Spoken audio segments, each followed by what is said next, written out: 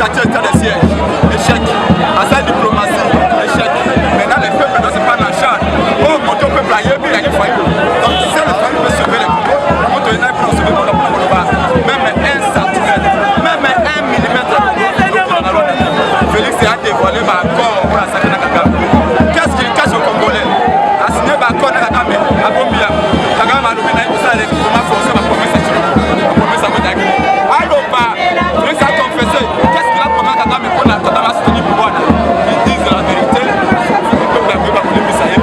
Mais tu peux pas police, soutien à la peuple reste. Soutien à l'armée congolaise, nationale congolaise.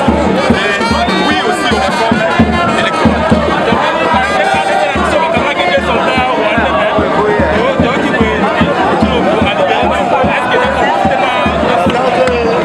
Aujourd'hui, pour le Koloba, Kagame, c'est un petit bonhomme.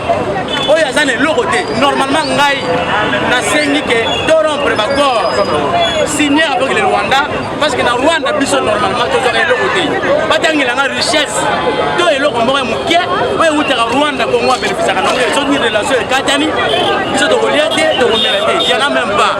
Donc, le long marche à l'élo, soutien aux efforts d'essai. Oyo Bazali, Katandai, Nassé à Drapo et Mboka. Mais les longs, niet, l'organisation de Boy, Mboga Lumumba, Paul et Moulele, qui n'est pas été, qui se pouvait de Télémi.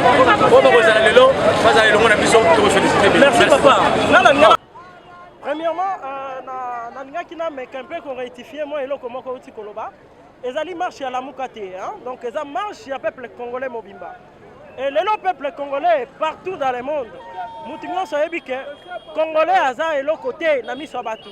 Congolais aza peuple moko oyo bazo souffrir ko le kabango nyoso. Mais en dehors ya nyoso marche oyo ezalaki organisé pour mobiliser na mboka mobimba pour soutenir ba FRDC. Oyo bazo sala musala kitoko na niveau ya est. Et en dehors ya nyoso bande ko biso ba Rwandais. Oh, peut-être pouvoir actuel va reconnaître à Maroc que Baza bande Kolabiso. Baza bande Kolabiso te.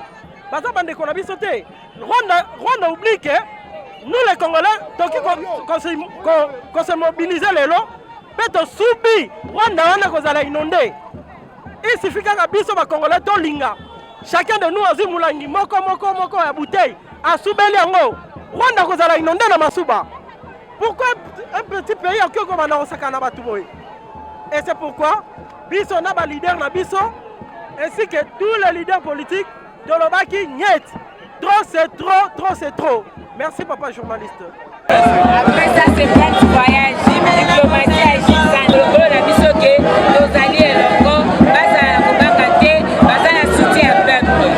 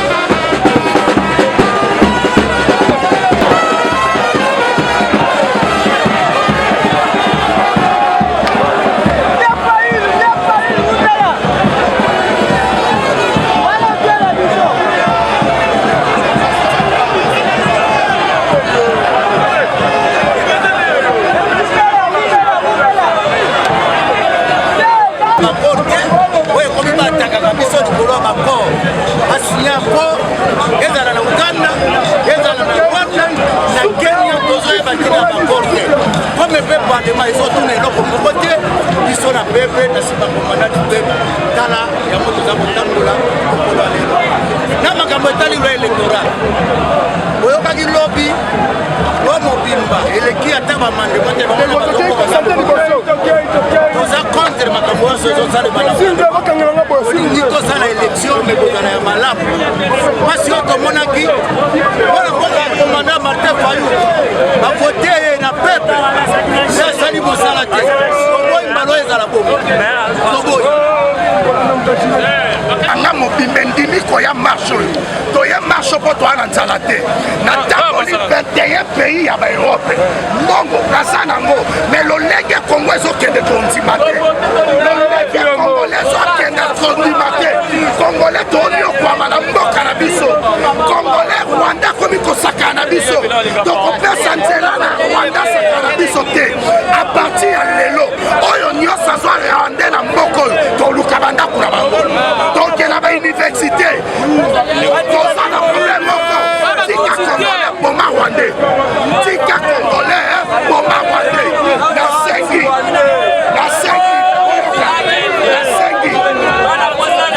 na barwandais nyonso baza na bacongolais nyonso baza na rwanda babima parce que rwandais ekokota na rwanda nakosenga mpe bino oyo boza na bachaine internet ntango okolobi na ozwabi na charge oyo ozanga bainterview tokolobela mpo ya oyo aza na nimero oyebi biro nanga eza na vie oyo nyonso chaine eza na internet bozwa nimero nanga oyo atolobela kongo trop c'est trop na kagame trop c'est trop na kagame trop c'est trop na pouvoir pouvoir esakai na biso ezofavorize kagame akoboma biso akotika te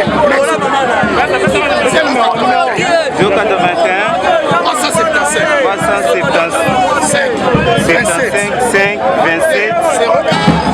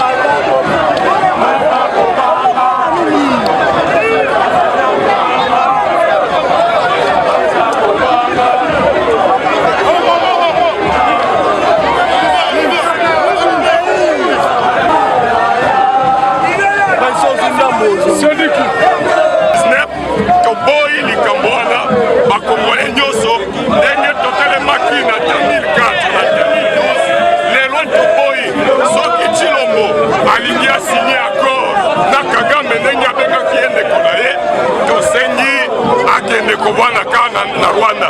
Biso tokondimaka lisusu te bakriminele wana baboma bato na Kisangani, na Bukavu, na Makobola, rapport mapingi bakombo na bango nyonso ezali bazonga lisusu lelo Chilombo apesa bango amnistie bakende na Nairobi kosala négociation na bango dialogue wana etali bakongolais te tokondimaka yango te.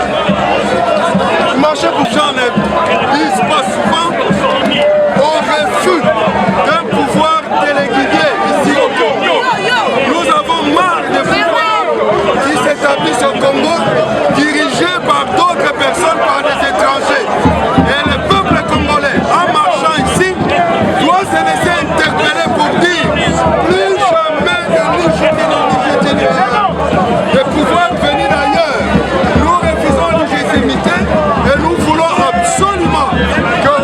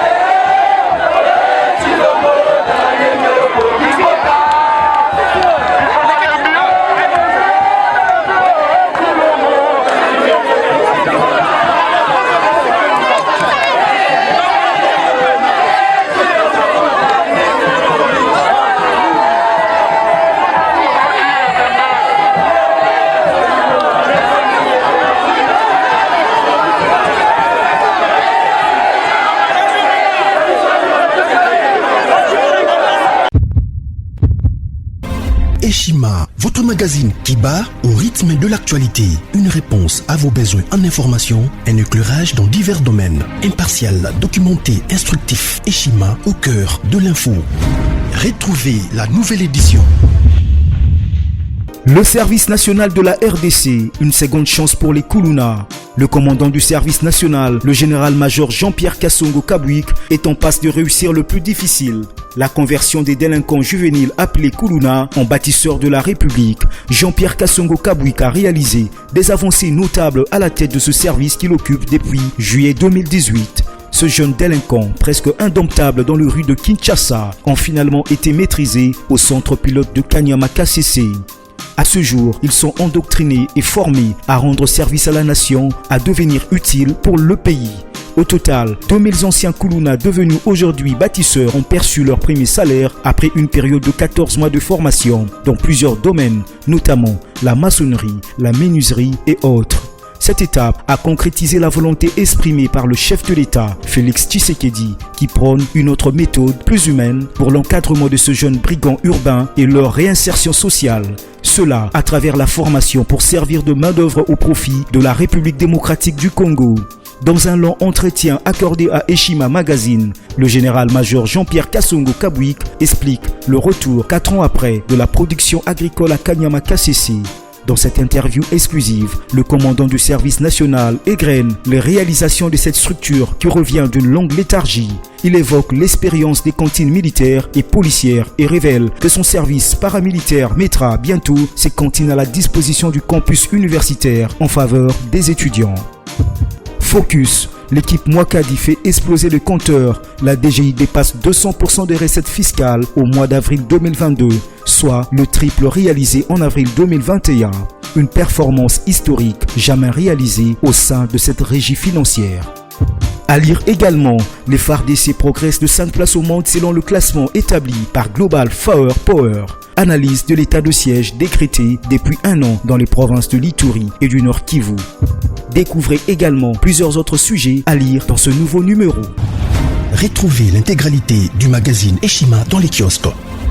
Eshima Magazine, un nouveau standard d'information.